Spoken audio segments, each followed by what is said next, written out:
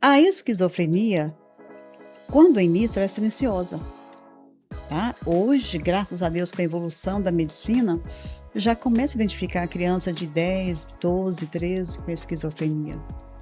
A primeira coisa que a gente ensina no consultório, desde criança, o que você está sentindo mediante a essa eventualidade, ocasião? Então vamos dar um nome? Então a primeira coisa da ansiedade é dar um nome.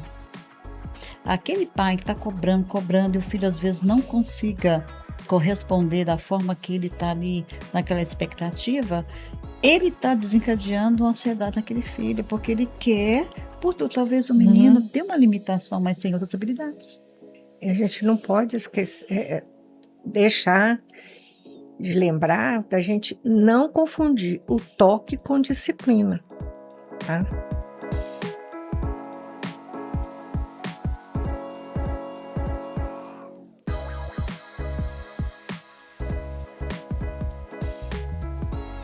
Senhoras e senhores, sejam bem-vindos ao nosso podcast, episódio número 104. A convidada de hoje já esteve aqui por 2 vezes, acompanhada de excelentes convidados, excelentes especialistas. Hoje ela está pela 3ª vez, mais uma vez, com uma excelente convidada ao seu lado. Nós vamos tratar sobre ansiedade, depressão, estresse, insônia, autismo, síndrome do pânico, só pontos do nosso dia a dia. Eu acho que vai ser uma aula, uma terapia para mim, ao vivo. Espero que seja uma boa terapia para vocês também. Mas antes de falar com essa dupla maravilhosa, nós vamos falar dos nossos apoiadores. Sua casa merece ser única. A AWS Interiores e Planejados cria móveis sob medida que unem estilo, funcionalidade e exclusividade, aproveitando cada espaço com inteligência. Chegou a hora de transformar seu ambiente. Fale com a AWS Interiores e Planejados e realize seu sonho. A gestão contábil da sua empresa pode ser mais simples e estratégica. Com a Conceitos Contabilidade, você conta com uma assessoria moderna, menos burocracia e soluções inteligentes para o crescimento do seu negócio. Atendimento especializado e análise do melhor regime tributário para a sua empresa. Conceitos Contabilidade, mais estratégia, menos complicação.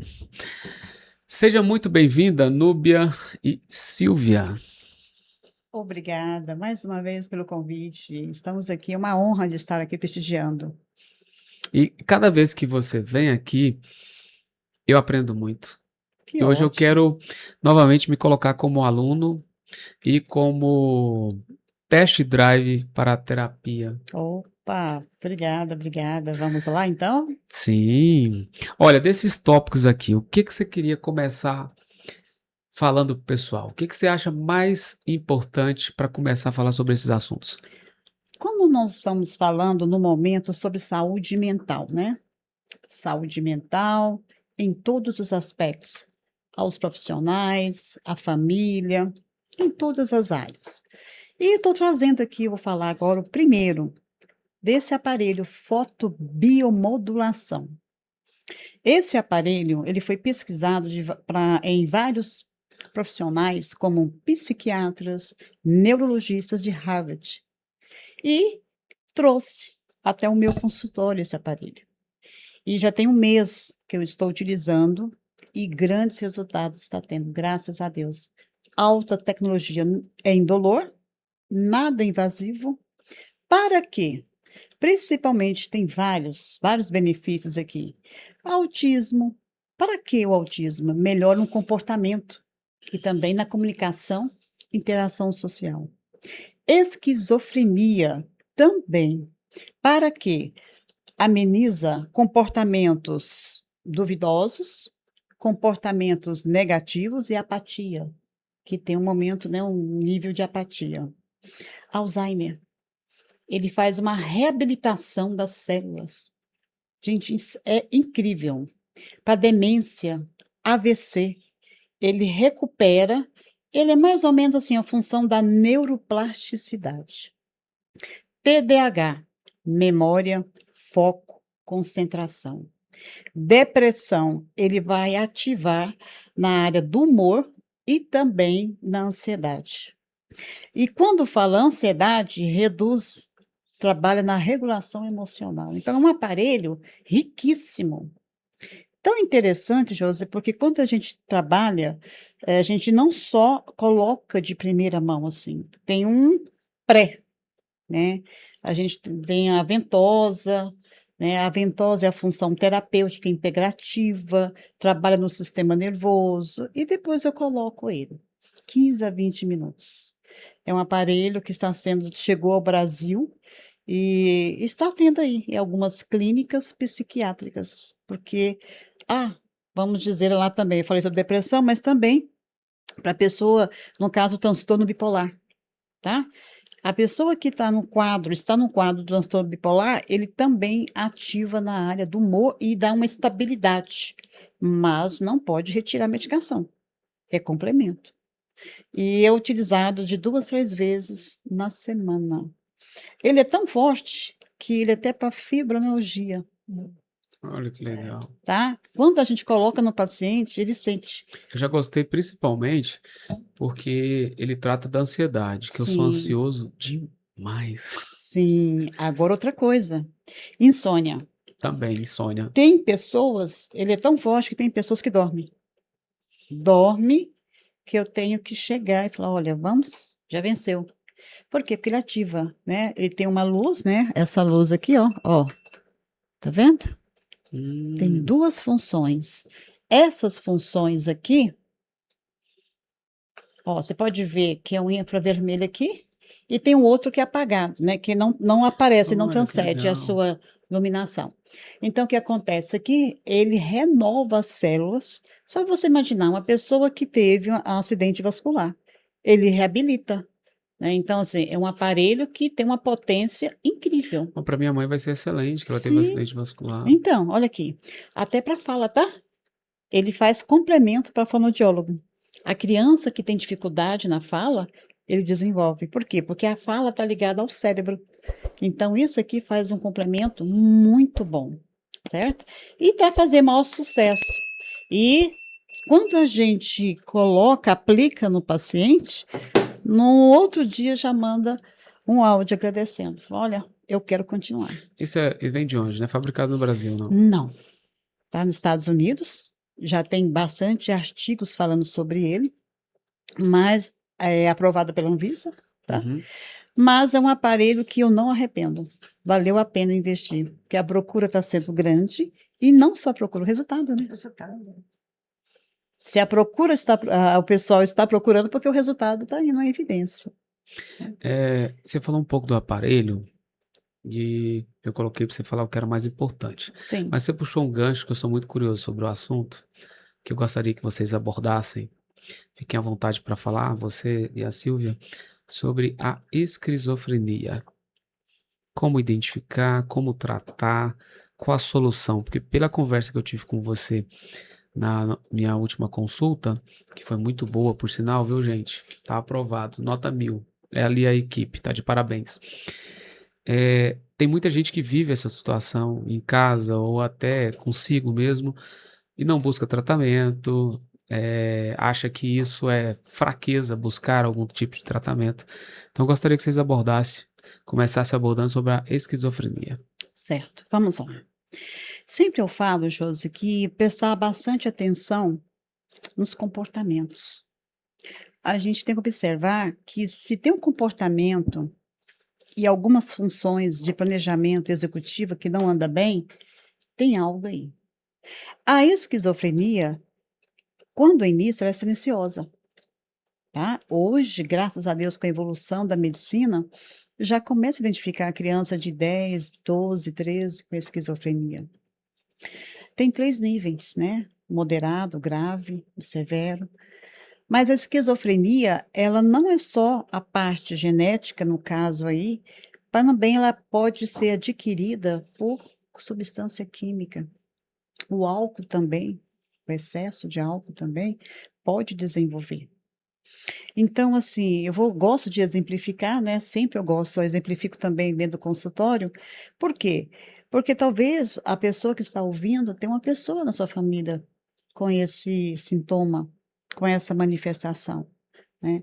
A esquizofrenia, por exemplo, pessoas que mentem muito, as pessoas que gostam de gabar, que gosta de exaltar, não vou dizer que é só esquizofrenia, pode observar que tem algo aí.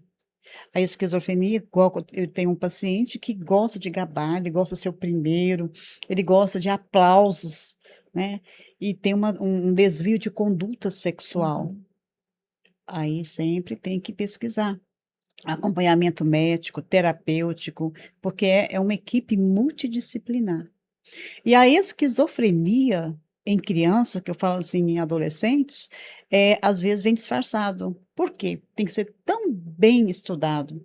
Pode ser confundido com transtorno bipolar, pode ser confundido com TDAH. Por isso que, quando eu falo com os pais dos nossos pacientes, é acompanhar seus filhos pro resto da vida. Porque cada fase tem uma mudança. E essa mudança pode ter ou não. Possa ser ou não. Então, a esquizofrenia hoje, ela é uma doença psiquiátrica, né, e tem como se no início, no primeiro nível, a pessoa levar uma vida, trabalhar, mas ter cuidado, porque sempre às vezes o esquizofrênico, ele tem as seus, oscilações, humor, pensamento, tem muitos pensamentos suicida, né. E ao mesmo tempo, ele se julga muito, não só ele, os outros. Então, a esquizofrenia, ela tem que ser tratada com muita cautela.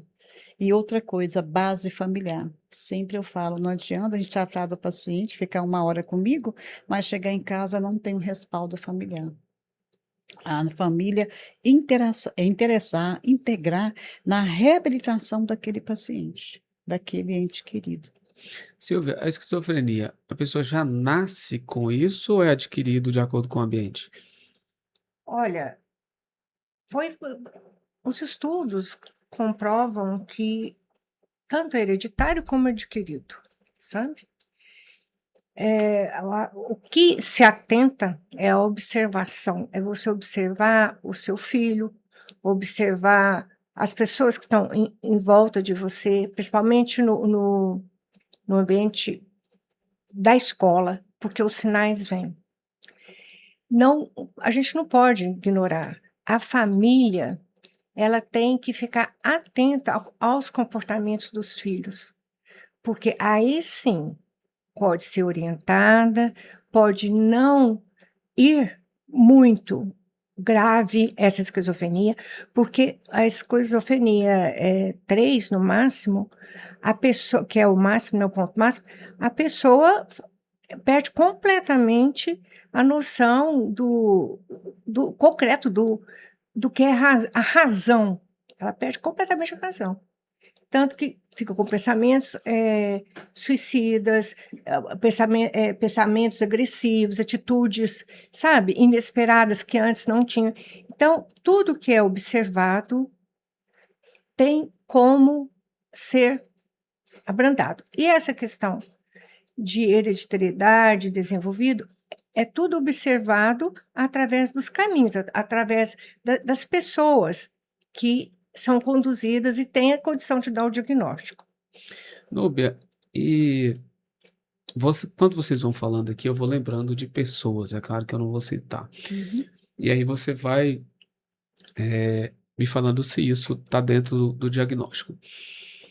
Pelo que você me falou aquele dia, eu pude perceber que o esquizofrênico, ele tem pouca emoção, né? Ele não tem muita emoção com as dores que estão à sua volta, ele não tem muito É, sentimento, ele tem senso de perseguição, ele acha que todo mundo está contra ele tem dificuldade de socializar, de fazer amizades.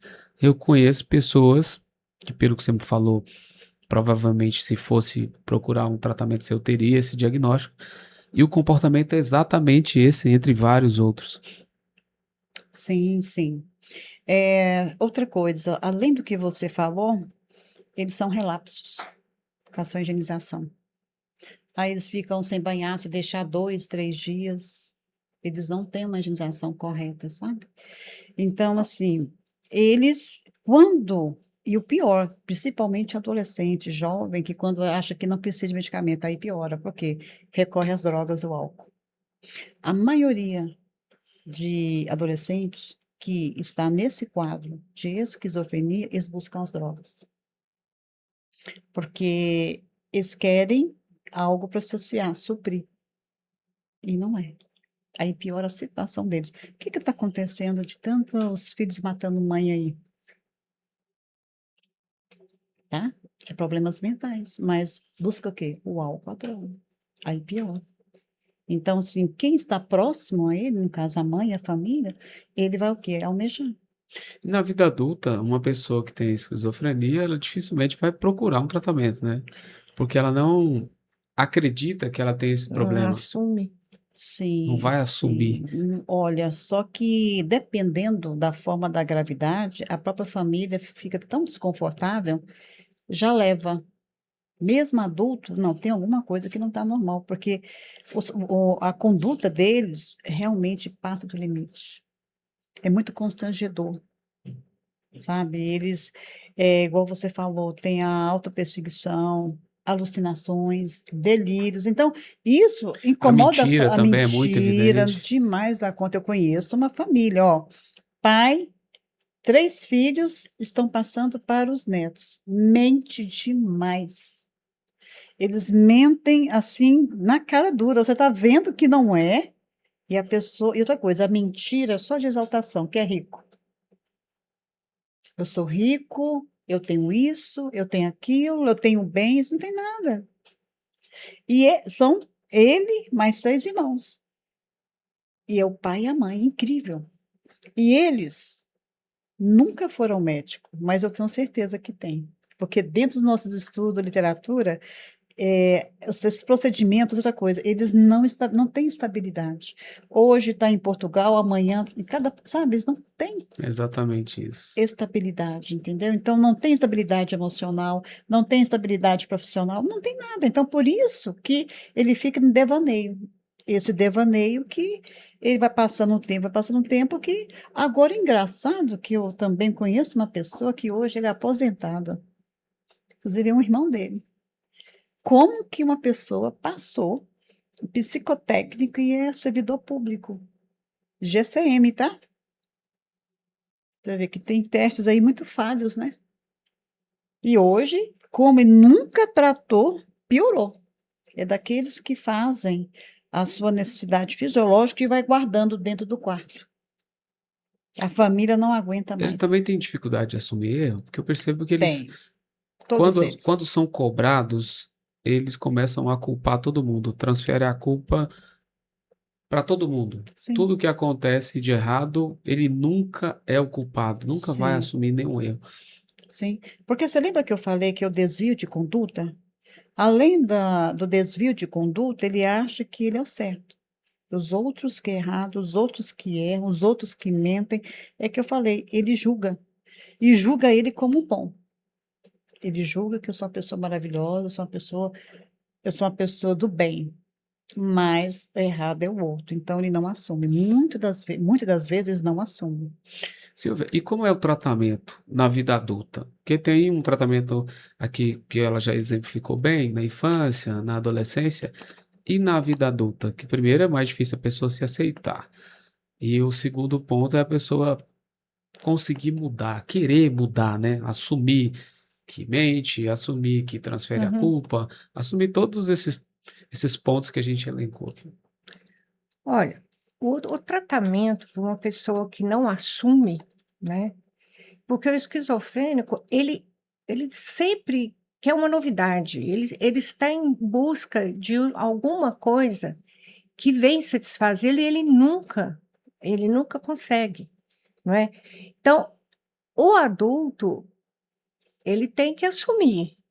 A primeira coisa tem que ser feito um trabalho com ele, lógico, com as pessoas também que estão junto ali no cotidiano, para ver como que é a condução disso aí, porque só com medicamento, ele, eu não acredito que venha a sanar o problema. É um trabalho psicológico, trabalho psiquiátrico, sabe?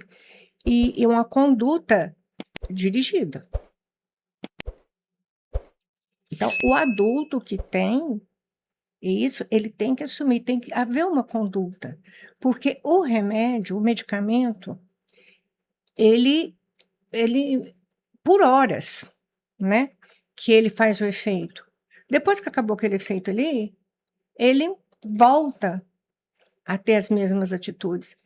Então, se não tem um tratamento, a gente não consegue fazer um tratamento mental nele mesmo, psiquiátrico, ele não prospera, ele não caminha. E hoje em dia a gente tem mais pessoas assim, ou é porque a gente tem mais diagnóstico e no passado não tinha diagnóstico? Mudou alguma coisa? Olha, no passado não tinha um diagnóstico, tá? Já vou pesquisado, porque um passado muito próximo, muito recente, desculpa, muito recente, que tinha muitas as pessoas que tinham esse tipo de comportamento e não tinha esse diagnóstico. As pessoas iam para sanatórios, as pessoas ficavam muitas vezes até em casa, ali presa pela família não assumia, muitas vezes até escondia o fato.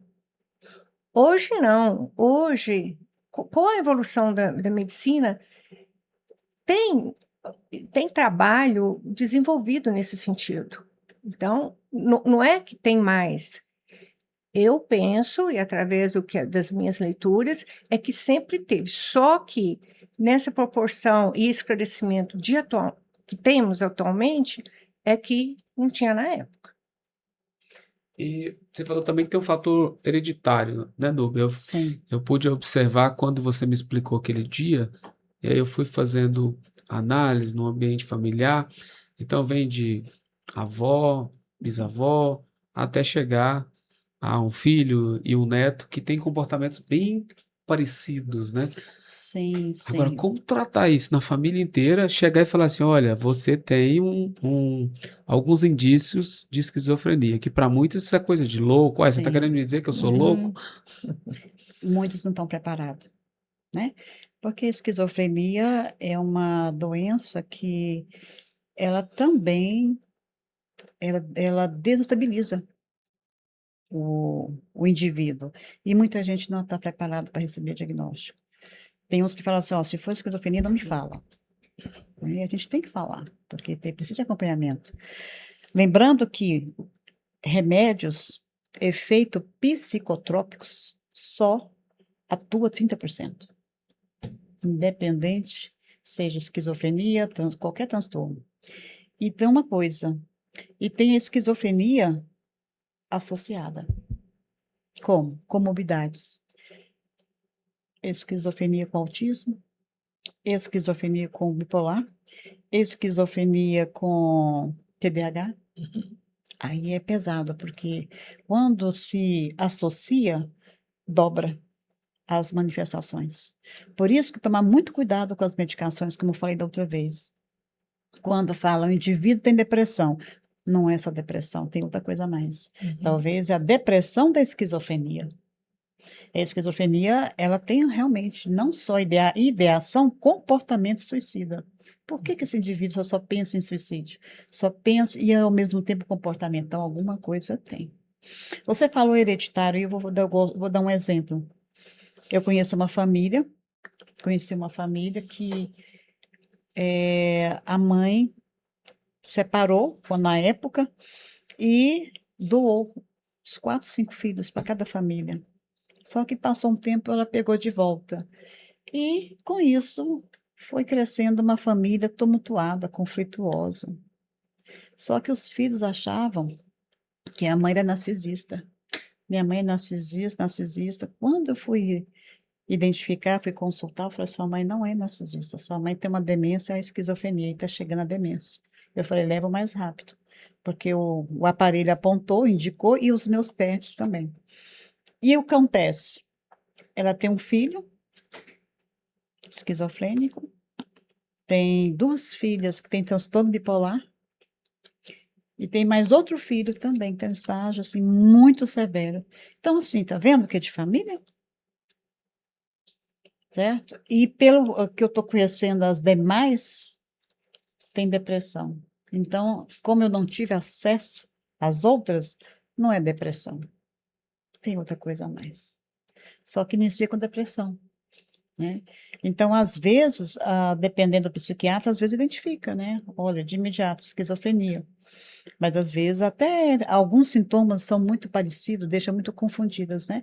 Então, aí fica aí, estudando qual que é o transtorno. Mas já trata de imediato a medicação, porque já começa a agressividade, né? Eles são muito agressivos quando vai chegando, fora chantagem emocional. São muito São chantagistas. mestres, né? Chantagem emocional são mestres. São, são. E tem uns que começam a surrupiar, roubar. Tem uns que roubam, né? Então, assim, não vou dizer todos, mas eu estou falando que cada um é uma manifestação diferente que pode ser associação de outro transtorno, entendeu? Então, assim, por isso que a esquizofrenia, quando ela está no estágio severo mesmo, grave, melhor dizendo, ele vive na mão do outro, porque ele não consegue resolver, não consegue resolucionar, ele não consegue conduzir sua vida, fica dependendo de quem? Quantas vezes no hospital psiquiátrico eu vi os filhos comandando, porque a mãe está totalmente inapropriada de conduzir a vida dela, e é os filhos que estão conduzindo por ela. É muito triste também. Agora vamos E falar do mal do século, que é a hum, ansiedade, que eu me encaixo, que eu sou muito ansioso. Ansioso a ponto de, às vezes, ter taquicardia, de tanta nossa ansiedade, senhora. tomar tanto café, não dormir, passar 2, 3 dias sem dormir. E eu vou pegar um gancho da Copa do Mundo, que é um evento que paralisa o mundo, paralisa o planeta, né? A gente fica Certo. ali acompanhando.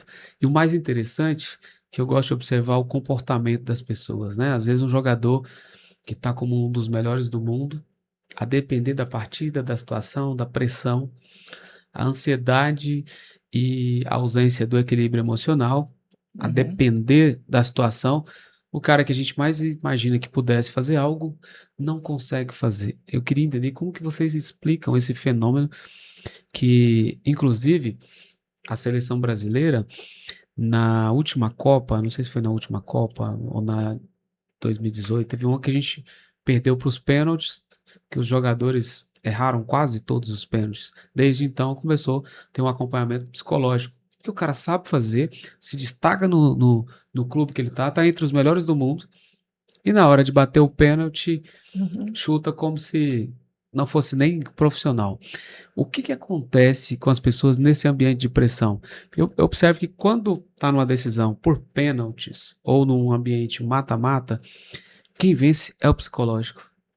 Normalmente não é o talento, é o Uhum. psicológico. É o Então eu queria controle. de vocês, entender de vocês, por que que acontece esse fenômeno, como tratar e como buscar esse equilíbrio num ambiente de tanta pressão como uma disputa de Copa do Mundo. Primeiro, a Hum. neurociência trouxe aí que nós, seres humanos aqui, 80% emocional e 20% razão. Então, Uhum. imagine, como que você tem que conduzir esses 80%? Chama previsibilidade e alternância. Se eu estou mediante a um perigo, se eu entregar e dizer que ele já venceu, já me venceu, eu vou entregar. O que que a ansiedade? A ansiedade tem dois tipos: patológico, né, o clínico, e o natural. Natural, todos nós temos anseios. Uhum. Todos nós.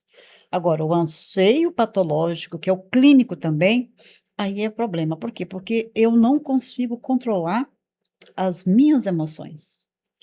A primeira coisa que a gente ensina no consultório, desde criança, o que que você está sentindo mediante a essa eventualidade, ocasião? Raiva. Falei, raiva? Certo. Quais são os sintomas que você teve da raiva? Ah, chorei, gritei, xinguei. Falei, bom, então vamos dar um nome? Então, a primeira coisa da ansiedade é dar um nome. É isso que eu estava falando ontem também no consultório. A ansiedade, ela é a antecipação do excesso do futuro. Você está antecipando uma coisa que não aconteceu. É o excesso do futuro. Então, a pessoa já sofre com algo que ainda não aconteceu e está por vir. Então, o que que a gente fala? Começa a trabalhar. Primeira coisa, respiração, a meditação. Já a neurociência já bate aí. A meditação, a respiração, ela tem um fator muito grande fisiológico cerebral. Fisiológico e também cerebral. Você vai acomodar, você vai respeitar o seu físico, que vai levar à mente. Então, mostrar para o paciente, identificar, é tal coisa, certo? Então, vamos agora estar de frente a esse problema que você está? Você brigou com o pai, com a mãe, com o amigo, e vamos fazer um mapa, um cenário mental. Aí ele vai ver, fala, vamos ver de fora como que você agiu. E ele vai refletir pelo comportamento, mas antes identificar. Por que que aquilo ali foi um gatilho para mim? Por que que aquilo ali me causou? Por que que a raiva veio com tanta intensidade? Aí tem as ferramentas, né, que a gente trabalha. Agora, a ansiedade, ela tem que ser trabalhada, Uhum. porque a tendência é aumentar. Se você não saber conduzir, aumenta. E quantos alunos a gente recebe, estuda, prepara, mas quando chega na hora da prova não dá conta. E o menino preparou demais da conta. Teve aula de reforço, mas chegou, Sabe o deu um conteúdo? branco. Uhum. E sabe o conteúdo, e sabe. Aí, o que que eu faço agora? Que a neurociência também, né, fala. E eu peço autorização à coordenação para o menino levar um chiclete. Porque a partir do momento que ele está movendo o maxilar, distrai o cérebro. Seria por isso que o Ancelotti fica mascando chiclete o jogo inteiro? Sim, pode ser, pode ser, pode ser sim, certo? E outra coisa, na minha época, aí, talvez na sua época, quando o aluno, às vezes, na hora da prova, olhava para cima, olhava para o lado e tal, o professor achava que estava colando, né? Não, Estava pensando. não. Ele está buscando informações, ele está buscando lembranças, principalmente exatas, para ele lembrar. Então, ele tem que fazer isso aqui, ó. Porque quando mexe nessa área orbicular, também mexe no cérebro.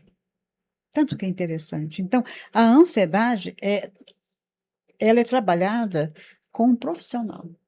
É muito difícil a pessoa saber Uhum. conduzir e lidar sozinha, porque o profissional vai preparar ele e mostrar para ele como driblar. Por exemplo, eu faço terapia, eu descobri através dos meus terapeutas driblar minha ansiedade e através de quê? Meu guarda-roupa. Quando você estiver ansiosa, preocupada, vai lá no seu guarda-roupa, tira tudo. E eu vou organizando. O que que é? Cada peça que eu vou organizar, estou organizando a minha mente. Quando termino, estou ótimo. Está entendendo que isso é aprendido com o profissional? Então, por isso que a ansiedade ela tem que ser identificada, nomeada e ter uma intervenção. Silvia, então o que acontece com o jogador é exatamente isso, esse sofrimento por antecipação. Ele tá ali à frente para chutar uma bola ao gol, e às vezes ele já tá pensando o seguinte: se eu errar isso aqui, As a nação consequências. inteira vai me cobrar, o patrocinador, o técnico, minha Uhum. família, todo mundo. Se eu errar, e um ponto que eu já observei muito, gostaria de ver o diagnóstico de vocês, pode começar por você, Silvia. Eu amo observar o comportamento humano dentro da minha área, que é a área de gestão de negócio, consultoria e tal, um pouco diferente da área de vocês, mas não deixa de ter que avaliar o ser humano. E eu fico observando o jogador quando ele vai bater o pênalti. Esses dias eu estava anotando e fazendo uma comparação comportamental de todos eles. A maioria dos jogadores que chegam e olha para o gol e puxa o ar e solta, Uhum. ele erra o pênalti. Os outros que já chegam praticamente pronto, fez isso, acho que lá atrás, já chega focado. Que ele tá ali focado, ele não erra o pênalti. A Uhum. maioria dos que param ali, eu observei isso muito, que param ali e falam assim, não, vou fazer uma contagem para ver se isso faz sentido. A maioria dos que chegam e fazem essa puxada de ar não acerta o pênalti. Veja bem, esse mecanismo, esse exercício quando puxa o ar e solta devagar, é um instrumento para abrandar a ansiedade. Então, quando o jogador chega e faz esse movimento, essa respiração, ele está muito ansioso, enquanto o outro, quando chega, ele chega focado, ele chega com equilíbrio emocional bom. Então, concordo com você que quem faz esse movimento antes de qualquer ação é porque está extremamente ansioso. E uma coisa interessante é a ansiedade com a pandemia, com esse movimento todo que teve agora, bem recente, ela ficou mais.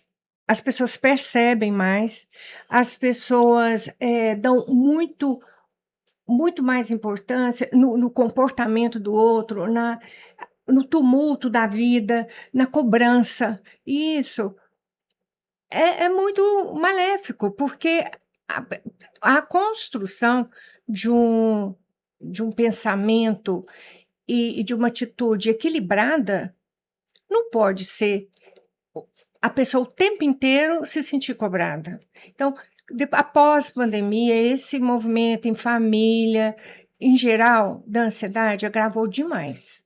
E qual que é como a Núbia falou, qual que é o tratamento? É a terapia, entendeu? Não adianta você falar, não, eu vou dar conta, eu vou resolver sozinho. Não. Tem pessoas que não assumem que precisa de uma ajuda. E é tão mais fácil, muda a qualidade de vida. É muito importante. Hoje, a terapia, na minha visão, é uma obrigação, vamos assim dizer, que a pessoa tem que ter, sabe? Porque tem mais equilíbrio, tem mais foco, tem condição de saber ter tomada de decisões, sabe? Com equilíbrio. Quando a gente tem ansiedade tão aflorada, a gente não consegue fazer isso.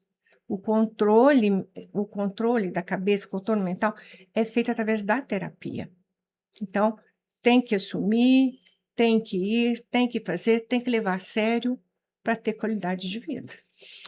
Núbia, e quando que o paciente precisa ser medicado e quando dá para tratar só com a terapia a ansiedade? Vamos lá. Vou dar um exemplo aqui de uma. É da terceira sessão, estava fazendo reabilitação cognitiva. Do nada, achei até ótimo. Ela deu uma crise lá no meu consultório. Aí eu falei, vamos respirar, respira. Aí ela, eu vou desmaiar. Eu falei, não vai. Tira o foco. Porque se a pessoa está ansiosa, dando crise ali de pânico, com ansiedade, se ela focar que ela vai desmaiar. Então, eu falei, olha, vamos pensar. E comecei a trabalhar com ela, conversar com ela. Falei, o que que tem aqui nessa sala? E eu ali fazendo a massagem com ela, respirando e tal. E outra coisa, não é qualquer respiração. Por isso que muita gente respira e não dá resultado. É a respiração certa, é a diafragmática e a hiperventiladora, que oxigena o cérebro. Não é só respirar, porque piora. Por isso que muita gente fala, eu respirei e não resolveu nada, porque é a respiração é errada. E eu comecei a trabalhar com ela. Ela, eu vou desmaiar. Eu falei, não vai. E comecei a conversar com ela, respira, tal. O que que tem aqui? Eu fui falando, tem isso, isso, isso, isso, isso. Mantenha calma. Você está aqui, sinta seu corpo, sinta suas pernas. Então, eu volto ela para o estado de presença, chama estado de presença. Sinta agora seu corpo. Sinta agora suas pernas. Sinta o ar. De repente, ela voltou em si. Acabou. E ela falou, doutora, depois daquela crise não deu, porque eu ensinei ela. É isso. Primeira coisa, eu participei de uma palestra, achei super interessante. Ele deu um exemplo do pai dele. Falou, filho, ele era lutador de karatê. Falou, filho, você quer vencer? Quando o seu adversário te dá o golpe, você esquiva as primeiras. Depois que você esquivar e você vê que ele cansou, você dá o seu golpe. Resultado, Não é tudo que você dá importância. Não é tudo que você confronta. Não é tudo que você reage. A ansiedade, ela faz com que você reaja de imediato. A partir do momento que você é uma pessoa moldada e refinada dentro dos processos terapêuticos, você vai saber comandar. Uhum. E a ansiedade, ela não chega. Ela pode chegar, mas você já expulsa ela, porque você sabe que não vai dar bem. Você vai dar conta de conduzir. A fobia tá bem próximo da casa da ansiedade? Vem da Também. ansiedade? Como é que é? A fobia está ligada à ansiedade, e se a Uhum. fobia não for tratada, pode desenvolver sim do pânico. Porque aquilo Então ali começa com ansiedade, fobia e Isso. depois Se síndrome do não, pânico. isso, se não tratar, pode vir sim. Desenvolver um síndrome do pânico, E que é muito mais. quais são os sinais para as pessoas que estão assistindo ficarem Síndrome do atentas? pânico? Isso. Medo. Medo excessivo. Medo de errar. Medo de ficar sozinho. Uhum. Angústia. Sensação de morte. Amor, Como não é precisa ficar essa? com medo de ficar sozinho, não. Vou te deixar, não. Pode ficar tranquilo. Entendeu? Então, é só que aquele medo excessivo, sabe? Aquele medo que tá morrendo, medo que alguém tá, medo que talvez a chuva tá chovendo, mas vai vir uma inundação. É um medo excessivo. Comece aí. E Aí vai tem que ser tratado. alterando o comportamento no momento, né? A pessoa não tem pessoas que têm a impressão que vai parar de respirar, Sim. entendeu? Vai sufocando. Vai sufocando, então tem que ter o controle. Tudo é o controle emocional, né? Não, e a ansiedade, quando ela chega num nível alto, eu tô com... Minha mãe tá com esse... fazendo tratamento com isso. Desde quando ela fez a cirurgia do coração, há 2 anos e meio, mais ou menos, atrás. E o médico dela já previa isso. Ele dizia o seguinte, olha, não tenho preocupação com a cirurgia que a senhora vai fazer no coração. A minha preocupação com a senhora vai ser o pós-cirúrgico. A senhora é muito controladora. A senhora vai se ver em um longo período com dependência, não vai poder ser ativa como a senhora é. Isso pode desencadear uma ansiedade, uma depressão, porque ela já tomava medicação Uhum. quase a vida toda. E realmente, depois que ela fez a cirurgia, ontem mesmo, passei a noite inteira no hospital com ela, com crise. Em casa a pressão chegou a 20/10. E me ligou e eu saí correndo, deixei a Amanda. Cheguei em casa e ela... Só que eu já estou acostumado, mas na dúvida, por ser uma idosa, o médico disse, olha, na dúvida você sempre leve ao médico. Porque às vezes uma hora que você acha que não é, ela pode estar infartando. E o princípio de infarto é o mesmo. Sente dor no peito, Sim. corpo adormecendo, a pressão lá em cima. Sudorese. Aí chega no hospital, os médicos ficam tudo com medo, vai, faz elétrico, faz todos os exames, não tem nada. Nós ficamos até 5h30 da manhã, e quando a doutora começou a me ouvir, eu falei, olha, doutora, as últimas vezes que eu estive com ela, ela só acalmou com um calmante, um sedativo bem forte, porque realmente ela não está com nenhum problema. Ela fez cirurgia, ela não tem problema cardíaco evidente para subir a pressão dessa forma. Não é alimentação, não é nada. É a ansiedade. Ansiedade. Aí toma um calmante forte, vem para casa, passa 2, 3 dias bem, com o efeito do remédio. Passa um pouquinho, ela começou a ficar ansiosa, vai lá em cima de novo, você pensa que está infartando. Sim. Então, assim, ela fica... O que o médico já tentou tirar dela. Tira o aparelho de pressão, não fica ferindo. Ela feriu a pressão. Passou de 13, aí ela já fica assim, a pressão vai subir. Passa 30 minutos e ela fere, já subiu mesmo, porque está ansiosa. Muito. Né? E é muito difícil controlar isso. Já passou por psicólogo, passou por psiquiatra. A dificuldade é muito grande de entender o seguinte, olha, a senhora não está infartando. A senhora não está com nenhum problema, segundo os médicos. É só ansiedade. Mas eu entendo que não é só. É algo muito difícil Isso que eu ia ser falar superado. agora, Ter da sociedade. esse controle, esse equilíbrio é difícil demais. Mas, Josi, nesse nível que você está falando, não é só ansiedade, não. Aí tem que fazer um Tem outra tratamento, coisa. terapia. Tem algo aí, tá? Uma terapia ocupacional, uma terapeuta mesmo acompanhando, entendeu? E é muito difícil para uma pessoa da idade da minha mãe, É. que antes só ouvia dizer que isso era coisa de doido, que ainda mais ela que é evangélica, que não precisa disso. Então, 2 psicólogas que ela passou, ela dispensou as psicólogas. Foi um psiquiatra uma vez, até gostou dele. Aí agora, com o que aconteceu ontem, hoje ela consciente, falou, olha, a gente precisa voltar ao psiquiatra. Não, isso não vai resolver, não é ele que vai resolver. Eu vou resolver sozinho agora, vou ficar mais equilibrada, mais tranquila. Falei, mãe, eu espero, mas a medicina, Deus deixou a medicina é pra gente tratar. Mas é muito difícil você convencer uma pessoa conservadora, com mais de 70 anos, Resistente, né? de que ela precisa de um acompanhamento psicológico, de um psiquiatra. Ela não tem alguma terapia ocupacional? Ela não aceita? Não, é muito resistente. Muito resistente. Aí fica difícil. Muito, fica muito difícil. resistente. E a gente tá sempre voltando ao hospital com essas crises e vai ter uma grande dificuldade de melhorar, porque não aceita terapia, não tem outra. Sabe por quê? Ou vai para terapia ou fica dopada. Sabe por que que essas ansiedade está sendo recorrente? Que é mental. É causa mental aí, por isso que eu falo. Acho que nenhum médico descobriu ainda. Talvez ela não dê liberdade para isso. Tá entendendo? A ansiedade, ela tem raiz e tem as suas ramificações. Então, a ansiedade, do jeito que você fala que ela coloca como realmente estivesse infartando, né? Ela tem os sintomas, mas a ansiedade, ela vem acompanhada com alguma coisa. É recorrente. Então, tem algo que ainda não foi identificado. E aonde que encaixa a depressão? Depressão também é hereditário ou não? Também tem. Também é. Tem pessoas que são mais propícias à Sim, depressão? sim. Mas por quê? Bom, vejamos bem. Tem pessoas que é depressão. Eu conheço, vou dar um exemplo aqui, uma família muito rígida. Reprimiu muitas filhas. A mãe depressiva, mas as 2 filhas depressivas. Mas vem da mãe. Mas também o ambiente favoreceu. Tá entendendo? Então, assim, elas, dessas filhas, teve os filhos. E os filhos é a mesma coisa. Chegou um ponto que aniversário não canta parabéns, não parabeniza, não tem nenhuma celebração.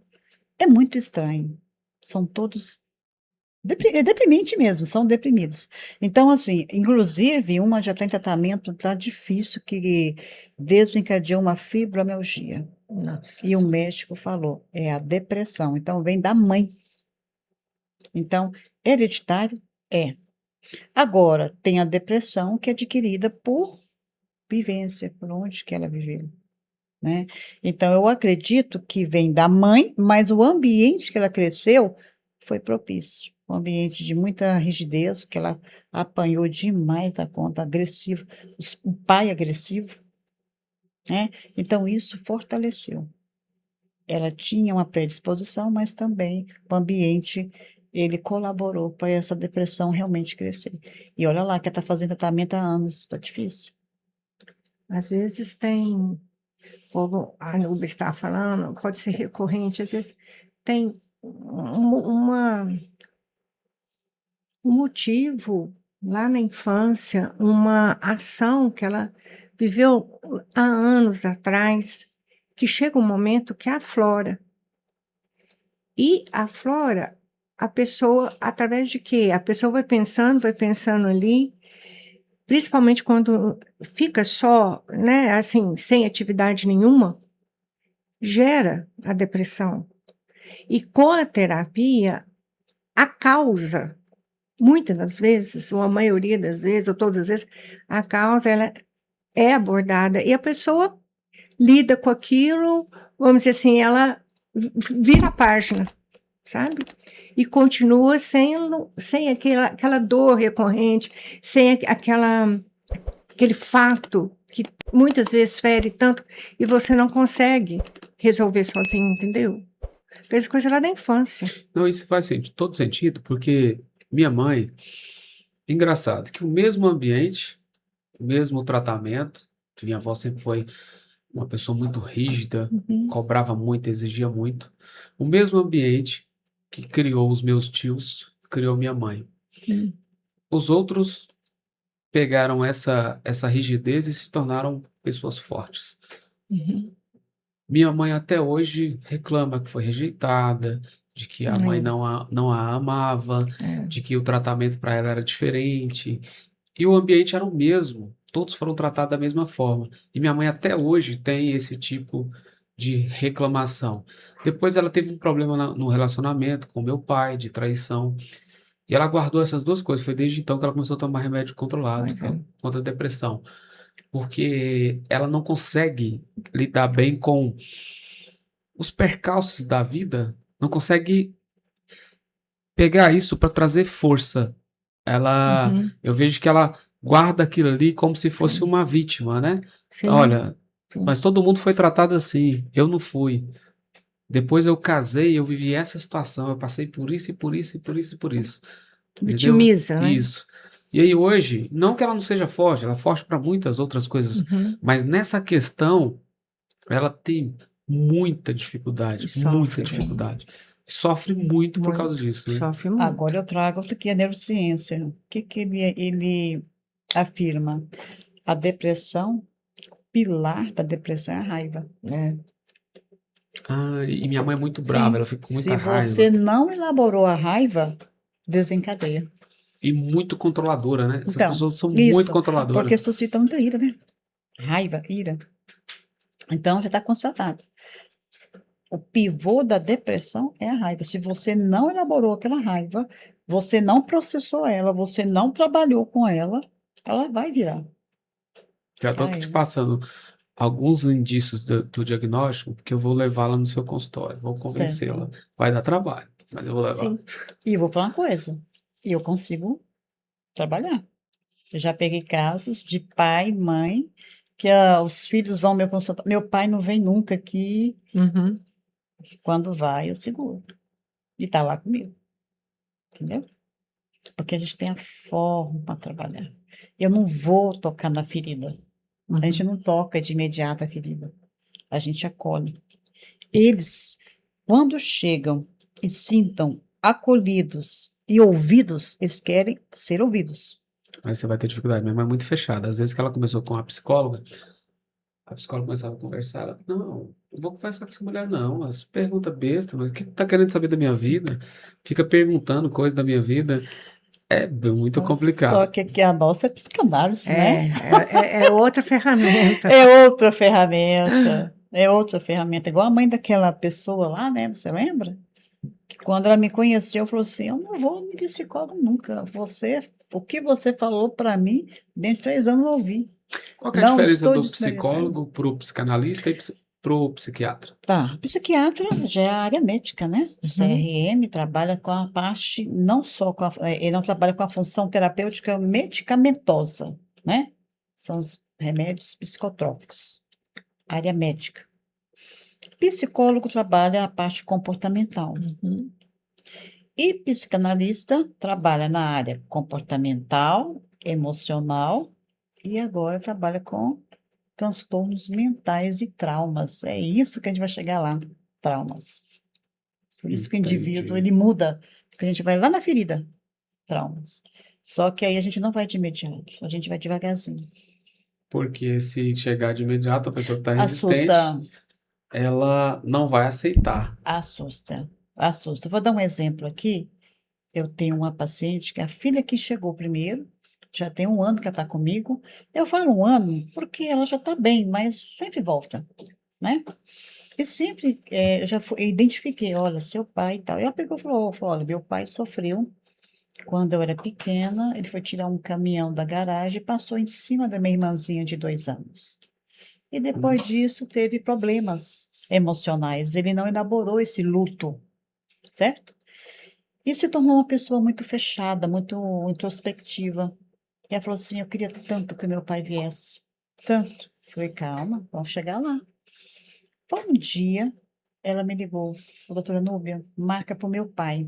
Ela ficou com tanto medo que não foi ela que levou, ele foi mais a esposa. Quando eu atendi, ela me ligando, e aí, morrendo de medo. Eu falei, calma, foi tudo tranquilo.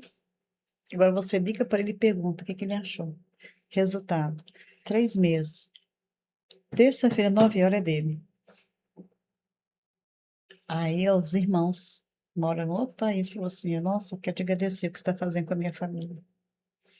Só que eu não, até hoje, 3 meses, não toquei no assunto da morte da menina.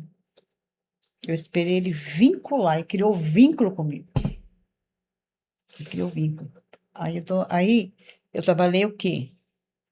No primeiro mês, a intervenção de acolhimento. No segundo mês, eu comecei a trabalhar o vício.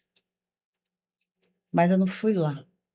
Eu acho que um outro ponto também da minha mãe, Núbia, é porque imagina uma líder religiosa, pastora, que a vaidade dela é sempre mostrar força, que tá sempre ali Sim, para acolher as pessoas. E sim. se Se vê numa sente situação como fragilizada. essa, tem Isso. dificuldade de aceitar isso. Nossa, mas eu sou a pessoa que sempre sou a Se fortaleza para os cobra, outros. né? E agora eu vou precisar fazer uma terapia porque eu não estou conseguindo resolver os meus problemas mentais. Então acho que essa guerra mental dela é muito grande. É uma briga com um monstro que ela tem, que eu falo, um demônio que ela tem. Todos nós temos, né? Uhum. É uma briga com ela mesma. Talvez até perceba que tenha, mas ela, igual você falou, que ela se sente uma mulher forte, uma mulher que controla, uma mulher que tem um ponto de um, vamos dizer, pilar, né? Então ela não quer mostrar sua fraqueza, aí que é o perigo. Ela não quer mostrar a fraqueza, mas está dentro de uma fraqueza. E se cobra muito, né? A Muito, pessoa muito. se cobra muito. E essas pessoas sofrem, sabe? E todo o processo tem que ter empatia com o outro, sabe?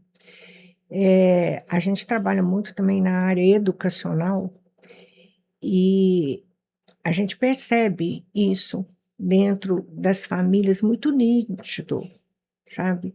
Uma influência total dos pais sobre o comportamento dos filhos, entendeu?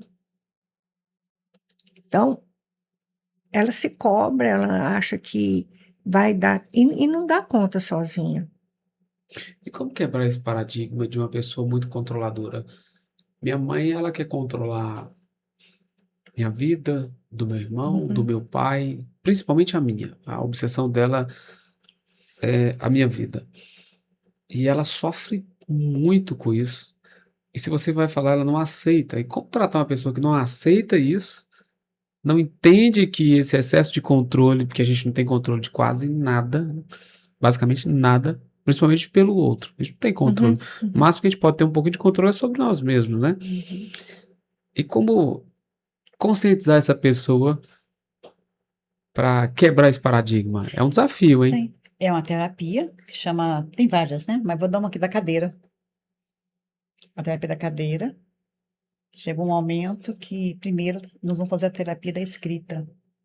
Porque quando a pessoa faz a terapia da escrita, ela vai trazer muita coisa, memórias afetivas naquele papel, que ela não vai dar conta de verbalizar, ela transferir no papel. Uhum. Aí, coloco a cadeira, tem uma cadeira, e coloco ela. E começo a trabalhar. Aquela cadeira, ela, 5 anos, 10 anos, 15 anos, sendo que ela já notificou lá no papel. E vou pontuando e abordando. O que aconteceu? O que que você perdeu? Ela vai. É isso que a pessoa vai começar. Por isso que eu falo que a terapia é uma libertação, uma cura interior. Ela vai olhando para si. Nossa, eu fiz isso. Nossa, eu pratiquei isso. E eu não notei. Então ela vai se envergonhar. A pessoa que faz terapia fala, nossa, eu tenho vergonha do que eu fiz, porque ela vai começar a entender, compreender. Agora eu queria voltar um pouquinho de novo na ansiedade, que eu acho que a ansiedade está ligada à insônia, né? E é uma coisa que eu sofro muito. Eu tenho dificuldade de me desligar. Então, às vezes, quando eu tenho um dia agitado, ou quando o dia que sucede, se eu vou ter um projeto novo, uma negociação, Uhum. eu fico ali imaginando os cenários e eu não consigo me desligar. Sim.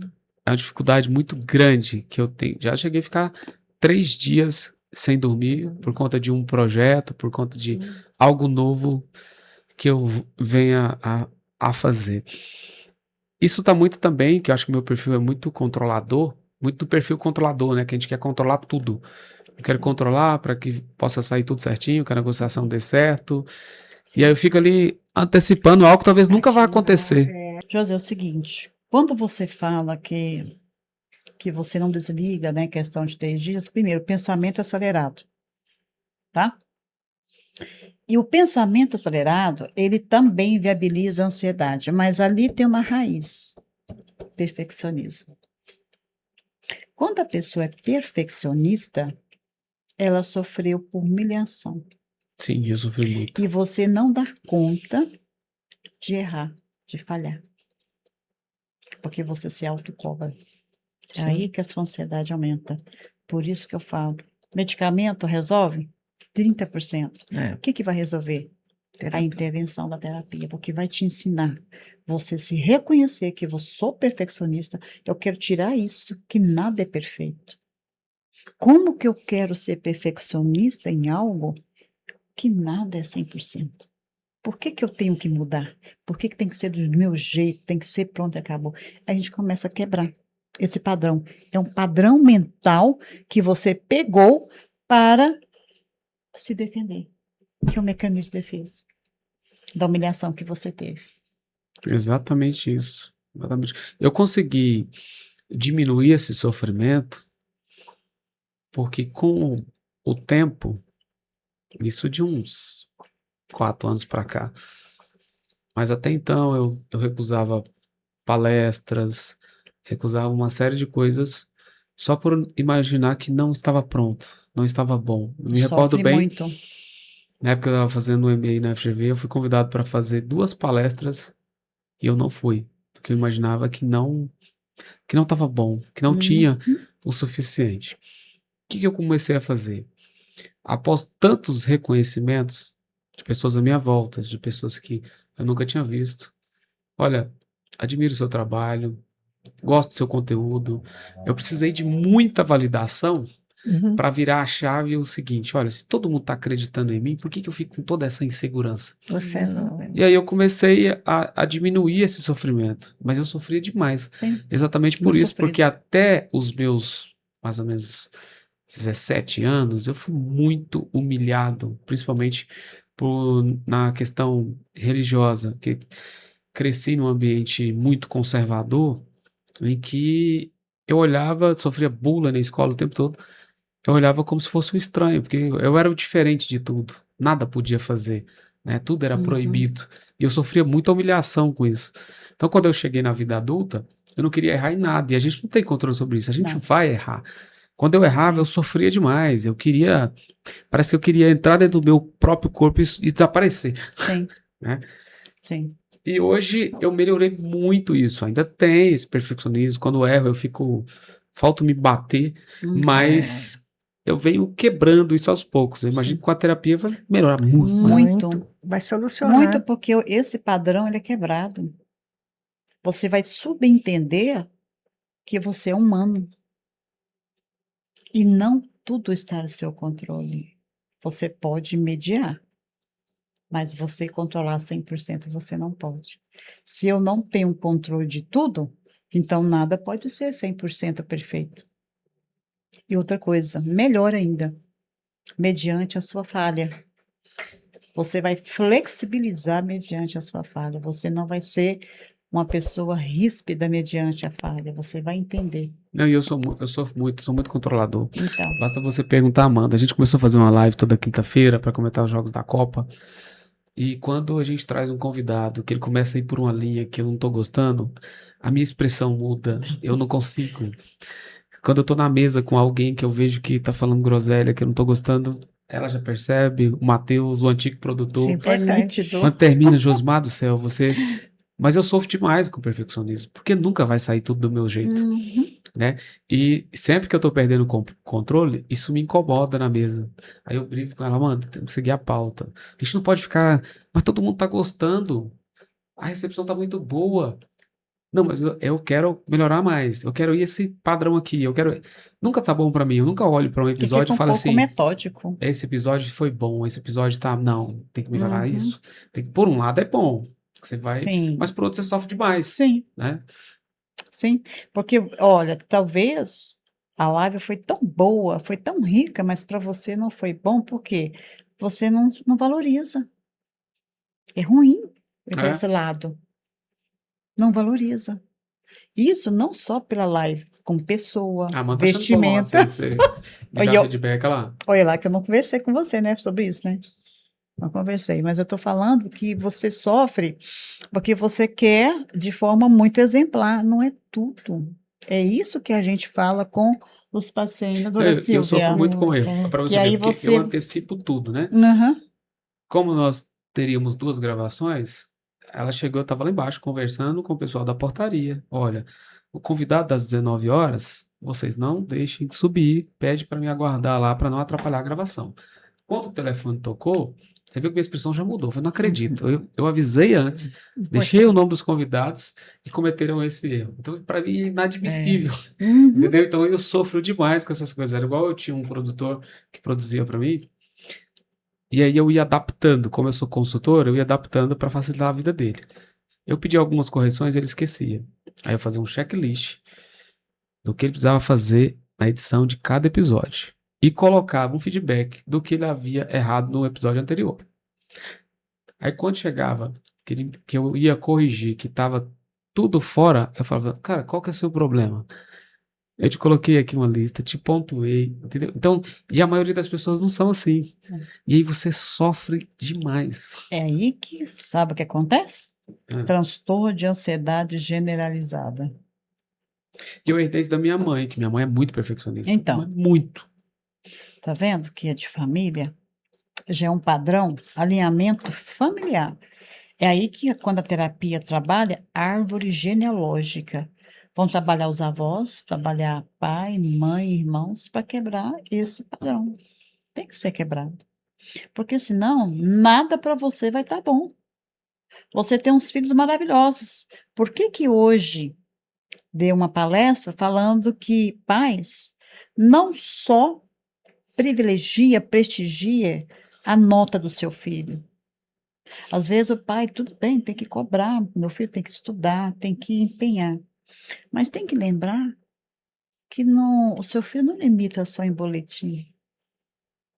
Aquele pai que está cobrando, cobrando, e o filho às vezes não consiga corresponder da forma que ele está ali naquela expectativa, ele está desencadeando uma ansiedade naquele filho, porque ele quer, talvez o menino Uhum. tenha uma limitação, mas tem outras habilidades, tem outras competências.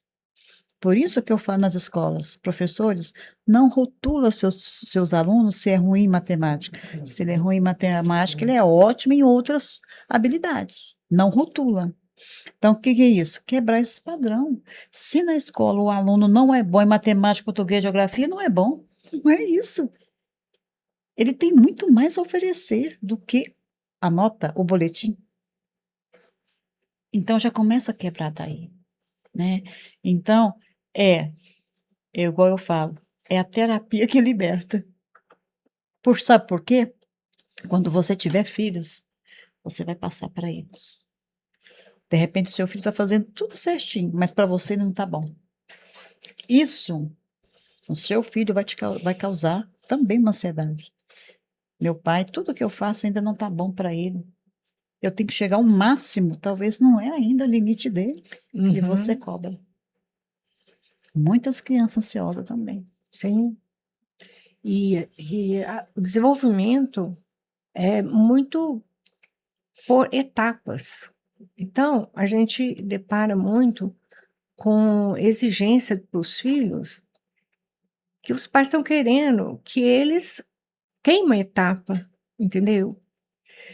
Não, o meu filho tem 3 anos, mas não está falando. Então, como ele não está falando, vou levar depressa no fonoaudiólogo, porque ele não vai falar. Não é assim. Tem criança que fala com 3, tem criança que fala com 3 anos e meio, tem criança que fala com 4.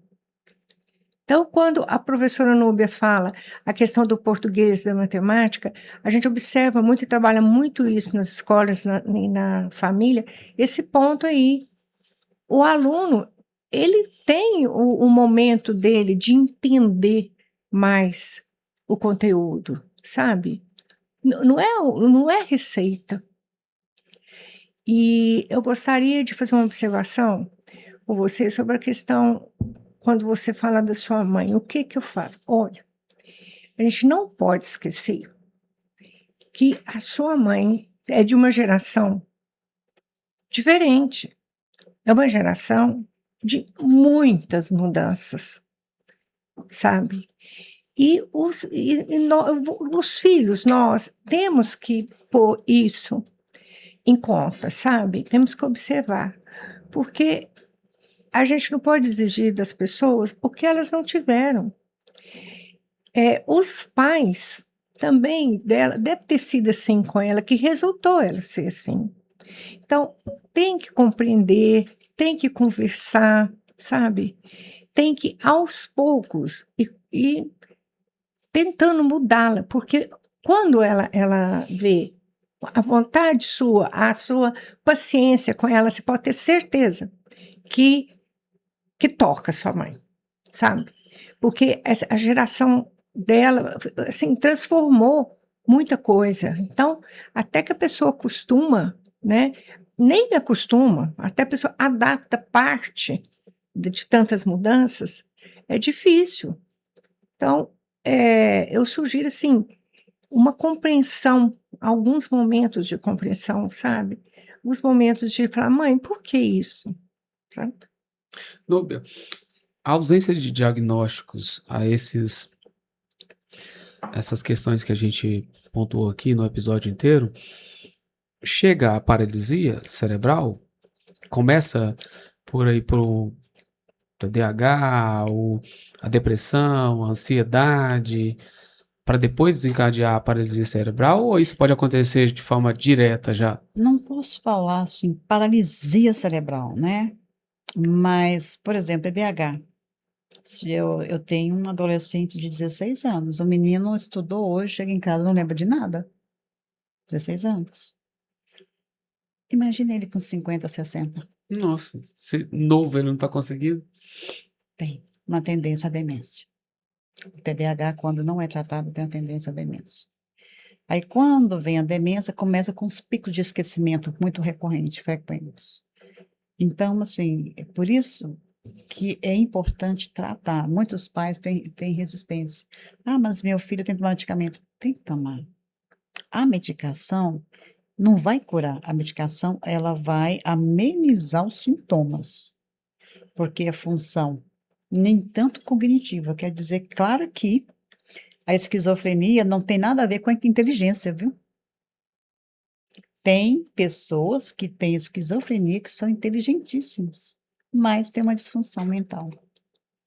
Então, inteligência não tem nada a ver com a parte mental. Ela tem uma disfunção mental e comportamental, mas ela tem uma inteligência incrível. Eu mesmo conheço uma pessoa que tem esquizofrenia, fala 3 idiomas. A oratória dela é perfeito, finíssimo, se diz finérrimo, e ninguém sabe, só sabe eu, que eu que trato ela. Isso está ligado ao efeito que acontece com os concurseiros? Às vezes você tem algumas pessoas que faz o primeiro cursinho, ou às vezes estuda, vai lá e passa de primeira. Tem gente que está estudando há muitos anos e você vê que ele estuda de verdade e na hora ele não consegue. Sim, pode aí também. Altas habilidades, também. São muito inteligentes, mas tem um problema, disfunção comportamental, que é a parte emocional. Né? Aqui se falam sobredotados, né? Super inteligentes, mas tem esse problema. E tem chance. Eu tenho um pai de uma paciente que tem TDAH e passou em 3 concursos, mas tem disfunção comportamental, inteligentíssimo. Então, TDAH, transtorno bipolar, não limita a parte cognitiva, é a parte comportamental. E quais os diagnósticos que podem ser feitos na infância que pode facilitar a vida adulta? Então, vamos A lá. paralisia cerebral também acontece lá na infância? Não, a paralisia cerebral, ela é uma coisa assim, pode ser questão de um acidente vascular, né? Ou microcefalia, isso acontece muito, Uhum. né? Então, a paralisia cerebral, ela é um pouco isolada, quer dizer, Uhum. quase não acontece no meu consultório. Hum. Entendeu? Porque a paralisia cerebral já tem um diagnóstico ali. Por exemplo, já aconteceu de uma menina que passou da hora de nascer. Isso. Aí não teve, perdeu a oxigenação cerebral. Só que aí ela já foi, os médicos já no início já identificou, porque aquela menina não falava, não andava, ela tinha uma limitação bem significativa. Então, quando vai no meu consultório, paralisia cerebral, já vai diagnosticada. Ah, já chega diagnosticado. Isso, porque é visível. É visível. Não tem que eu identificar. Quais são os sintomas? Paralisia, por exemplo, a criança que nasceu da hora, né? Passou da hora de nascer. Problema na fala, função executiva, hipotônica. O que que é hipotônica? Muito molinha. Não tem equilíbrio de ficar muito em pé, Isso. né? Me ajuda. E quem mais? Equilíbrio, lateralidade. Às vezes, a paralisia vem acompanhada com DI.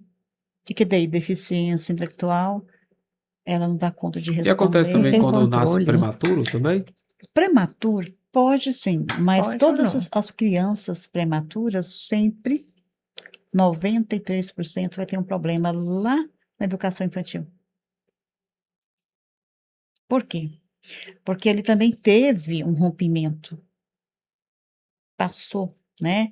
E esse rompimento ele antecipou. Então, passou do momento que ele antecipou e vai trazer prejuízos, não é na infância ali de bebê, vai ser lá na, no G4, G5, lá no primeiro ano. Aí começa. Núbia, olha, vamos ver se faltou alguma coisa. Nós Sim. falamos de ansiedade, depressão, dificuldade de aprendizado, paralisia cerebral, depressão. E o toque? Hum, Que tem muita toque. gente que tem, né? Toque. Toque chega devagarzinho, né? Aquela pessoa, por exemplo, aqui, ó, eu quero isso aqui, eu quero assim, né? Tudo certinho, Ali, a Amanda tem mania de toque. né? O toque, Tudo a certinho. pessoa sofre muito, porque ela quer do jeitinho, e se de repente não colocar combinado, ela não consegue. O Agora, ela toque, me mandou uma mensagem. Aí eu não perguntei pra você do jeito, ela ficou ali.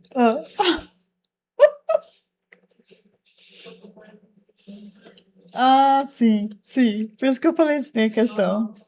O toque é o seguinte, é o transtorno obsessivo, né? Compulsivo também. A pessoa tem necessidade de tudo em excesso. Por exemplo, tem pessoas que têm um toque de higiene. Eu conheço pessoa que toma banho 3, 4 vezes por dia, que ele não consegue, ele se sente mal, sabe? Eu conheço pessoa que tem que lavar as mãos todo o tempo todo, né? Então, o toque também é tratado. Às vezes precisa de medicação, mas com a terapia. A gente não pode esquecer, deixar de lembrar da gente não confundir o toque com disciplina, tá? Porque às vezes a pessoa é disciplinada, a pessoa gosta de certos objetos daquele determinado lugar, que não é toque, é disciplina, tá? Porque o toque, ele é muito acentuado. Não tem como a pessoa que tem toque, não tem como você não perceber, sabe? A É bem diferença, quem tem toque, por exemplo, eu sou organizada, a doutora Silvia é organizada na casa dela, ok. Mas quando a doutora Silvia vai na minha casa, se vê alguma coisa que contraria ela, ela quer arrumar do jeito dela, aí já é um toque. Entendeu? Eu quero que a pessoa seja igual a mim, aí é um toque. Você tá querendo que eu seja igual a você? Tem hora que ela quer, Núbia. Eu falo, não dá, né? Entra em concordância. Entra em concordância. O que mais que faltou a gente falar aqui? Tem tanta coisa boa aqui, mas nós já estamos chegando ao final. Núbia, o que faltou que você acha interessante pra gente falar? Ansiedade, Ventosa. ventosa. Isso. Você falou, Isso. inclusive, eu vou fazer em você amanhã. Olha só, isso é muito bom. A ventosa, ela é uma função terapêutica que succiona. E eu trabalho paralelo, em cima da vértebra e nos músculos, para combater a ansiedade. Então, ali eu vou trabalhar, e a forma, a cor que ela fica, no caso, a manchinha nas suas costas, é o que está identificando o que realmente você tem. Então, por quê? Porque nós trabalhamos no nervo vago, trabalhamos no sistema nervoso. Então, quando a gente coloca a ventosa, aplica no ponto certo, então trabalha, combate a ansiedade, combate a insônia, até depressão. Por quê? Porque tem uma ação anti-inflamatória também, não tão quanto esse aqui, mas também tem uma ação anti-inflamatória. Vou fazer em você amanhã. E vou fazer a acupuntura laser também. Você vai sair Mas eu vou dormindo. contar pra vocês como foi a experiência. Matheus, depois que eu fizer, você vai lá, tá? Tem pessoas que eu presenciei muito que entra na sala, não quer nem deitar na maca. De repente, depois Olha. da ventosa, volta. Toda semana quer fazer mais de uma vez. Eu já De fiz, tanto que resolve. eu fiz ventosa por 2 vezes. Eu gostei demais, é muito relaxante, Sim. você sai Pois é. muito, Sim. assim, ó, você sai leve, parece que tá flutuando. Uhum. Porque tira todo aquele cansaço que fica aqui, ó, na omoplata, né? Então, ali, tira. E outra coisa, recarrega, né? Como fosse recarregar a sua bateria. Olha, ó, que vocês colocaram aqui bem, ó, rosa claro, É. sangue e oxigênio estão fluindo eficientemente pelos tecidos, vermelho vivo, primeiros sinais de tensão leve e restrição na circulação, vermelho a rosa escura, fluxo sanguíneo reduzido com possível acúmulo de resíduos metabólicos, vermelho escuro ou roxo, circulação limitada, muitas vezes ligada à tensão crônica ou esforço anterior. Roxo escuro, quase preto, indica bloqueio mais profundo, mais estagnação e acúmulo tóxico. Nossa, que bacana. Cada cor tem um Aham, significado. Sim, Significado. identifica. Você já fez, Muito. Matheus? Nunca fez? É bom, eu já fiz 2 vezes e farei pela terceira. Gente, chegamos ao final. Foi muito bom esse bate-papo com vocês. E quero você aqui de volta também, tá? A Nubia já é de casa. Pode voltar Obrigada. mais vezes. Depois venham participar do podcast da Amanda. Faz a terapia com ela também aqui, ao vivo. E pra gente finalizar, eu gostaria que vocês olhassem para aquela câmera e deixassem as considerações finais ou algo que vocês queiram acrescentar. Vamos começar por você, Silvia. Eu agradeço muito e estarei sim presente em outra oportunidade com o maior prazer. Eu quero terminar com uma observação desse aparelho, o tanto que os resultados dele são ótimos. Então, esse aparelho que nós estamos usando, né, doutora Núbia, é muito importante, sabe? Porque os resultados dele são fantásticos. Ótimo. Você, Nubia. Primeiramente, eu quero agradecer novamente a equipe, né, a Amanda, Josi, de estar aqui, né, ampliando também um repertório. Não esqueça de agradecer o Matheus, ele fica magoado. Depois Matheus ele também, fala que né, você não deu moral para Matheus? ele. Quero agradecer aqui. E eu quero deixar a mensagem assim.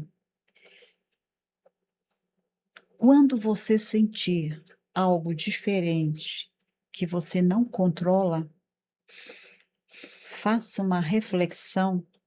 Qual que é o padrão que você leva contigo? Qual que é o padrão que você ainda não conseguiu se libertar? A partir do momento que você olha para dentro, você faça uma janela interna, você consegue entender, compreender o contexto da sua vida, o que você já passou e o que você está passando. Então, finalizo assim. Faça uma retrospectiva e veja o que pode ser mudado e que pode ser modificado e que pode ser quebrado algumas resistências.